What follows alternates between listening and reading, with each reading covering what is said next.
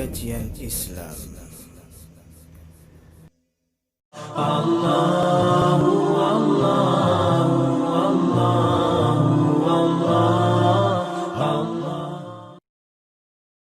Tinggal kita masuk ke poin yang lain adalah adab-adabnya. Tadi itu keutamaan. Kita sekarang masuk ke adab-adab kalau kita menjenguk orang sakit. Yang pertama tentunya kita mengikhlaskan niat. Karena Allah SWT memerintahkan supaya kita mendapatkan pahala. Karena setiap amal dalam Islam harus diikhlaskan niatnya. Sebagaimana dalam hadis yang sahih riwayat Abu Daud, Allah tidak menerima sebuah amalan kecuali yang ikhlas karenanya. Kemudian yang kedua, jadi bukan karena tidak enak saja ya. Bukan karena tidak enak, bukan karena terpaksa, bukan karena ini atasan, bukan karena ini hanya mertua, tidak. Memang ikhlaskan saya menjenguk orang sakit apalagi dia muslim. Dan menjenguk orang sakit juga boleh menjenguk ya orang non muslim ya. Menjenguknya boleh, yang tidak boleh kalau menghadiri acara ritualnya, termasuk misalnya kalau sudah masuk ke acara kematian. Ya, tapi kalau dia masih sakit nggak masalah dijenguk. Tapi kita bicara lingkup yang lebih khusus lagi adalah menjenguk orang muslim. Kita ikhlaskan niat. Yang kedua, yang kita harus lakukan adalah memilih waktu dan tempat yang tepat. Ya. Jadi kita tentu di rumah sakit pun sudah ada jam besuk misalnya, ya, waktu-waktu yang tepat. Jangan sampai pada saat dia mungkin lagi dibersihkan oleh perawat atau lagi mengkonsumsi obat yang memang tidak boleh, ada orang yang sehat di situ ya karena penyakitnya sangat keras misalnya. Maka ini semua kita pilih waktu dan tempat yang tepat ya. Kalau misalnya ada orang sakit tapi jauh sekali luar negeri, mungkin kita tidak mampu untuk ke sana, itu tidak tepat waktu dan tempatnya juga ya. Dan ini selalu dilakukan oleh Nabi SAW. Beliau kalau menjenguk sahabat-sahabat yang sakit, beliau ya, memilih waktu yang tepat di mana orang itu punya kesiapan untuk dijenguk. Kemudian yang ketiga, mendoakan padanya atau di sisinya doa-doa yang disunnahkan. Di antara doa yang sangat mulia, potongannya sangat pendek, dan ini ada jaminan dari Nabi SAW. Dalam hadis Bukhari Muslim kata Nabi SAW, siapa yang menjenguk orang sakit kemudian dia membaca 7 kali As'alullahal azim Rabbul arshil azim ayyashfiyaka, 3 potongan saja. As'alullahal azim artinya aku memohon kepada Allah yang maha agung, Rabbul arshil azim pemilik singgasana yang agung, ayyashfiyaka agar menyembuhkanmu. Kalau perempuan ayyashfiyaki. As'alullahal azim Rabbul arshil azim ayyashfiyaka. Ini 3 potongan doa yang sangat pendek. Kata Nabi SAW, siapa yang membacanya 7 kali di sisi orang yang sedang dijenguk, maka pasti Allah akan sembuhkan selama ajalnya belum datang. Pasti Allah sembuhkan selama ajalnya belum datang. Jadi memang bisa saja seorang muslim berkeyakinan kalau dia baca tulus ikhlas ini karena Allah SWT dia baca pada saat dia jenguk orang sakit, maka pasti disembuhkan oleh Allah. Dan kalau tidak sembuh dengan doa-doa ini sering kita baca, memang sudah ajalnya orang ini. Kenapa begitu penyampaian baginda Nabi SAW ya. Pasti Allah sembuhkan selama ajalnya belum datang. Ini yang pertama doanya. Kemudian doanya juga adalah memegang titik yang sedang sakit. Dan itu dalam riwayat yang sahih, memegang titik yang sakit sambil membaca juga 7 kali. Bismillah, a'udzubillah. Dengan nama Allah, aku berlindung kepada Allah. Min syarri ma wajada wa hadharah. Dari segala keburukan yang telah dirasakan oleh orang ini dan juga yang dia berhati-hati darinya.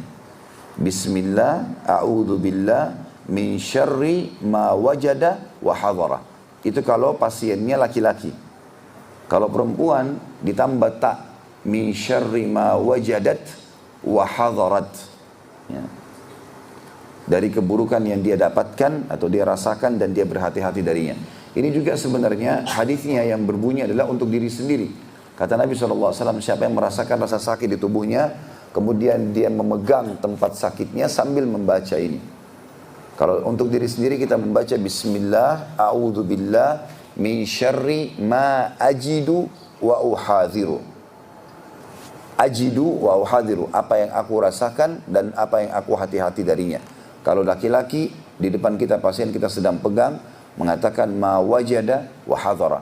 Kalau perempuan tentu dengan perempuan yang lain juga dia mengatakan ma wajadat wa hadarat. Ini juga sunnahnya membaca 7 kali. Ya.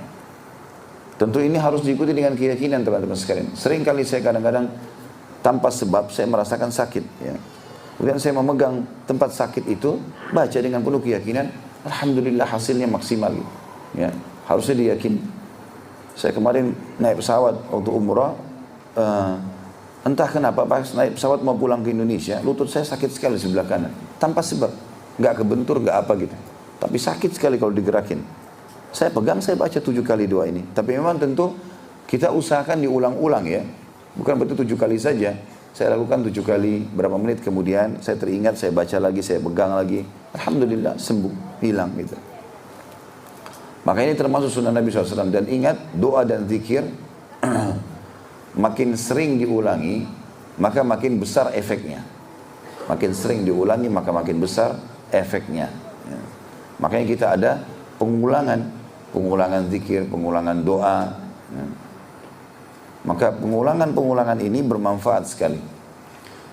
Jenis doa yang ketiga yang diajarkan Nabi SAW adalah beliau pernah menjenguk seorang sahabat yang sakit, kemudian beliau menyentuhkan jari-jari beliau ke tanah sambil mengangkatnya dan meludahinya sedikit atau meniupnya dan berkata, ditempelkan di tempat yang sedang sakit sambil beliau mengatakan Bismillahi turbati ardina, dengan nama Allah dan kesucian tanah kami.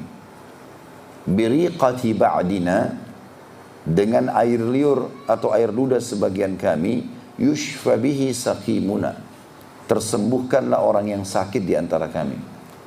Bismillahi turbati ardina, dengan nama Allah dan kesucian tanah kami. Bismillah nama Allah, turbati ardina, kesucian tanah kami. Biriqati ba'dina, dengan air ludah atau air liur sebagian di antara kami. Yushfa bihi saqimuna, tersembuhkanlah orang yang sakit di antara kami. Ini di antara doanya. Juga di antara doa yang lain adalah dianjurkan oleh Nabi SAW, doa yang keempat,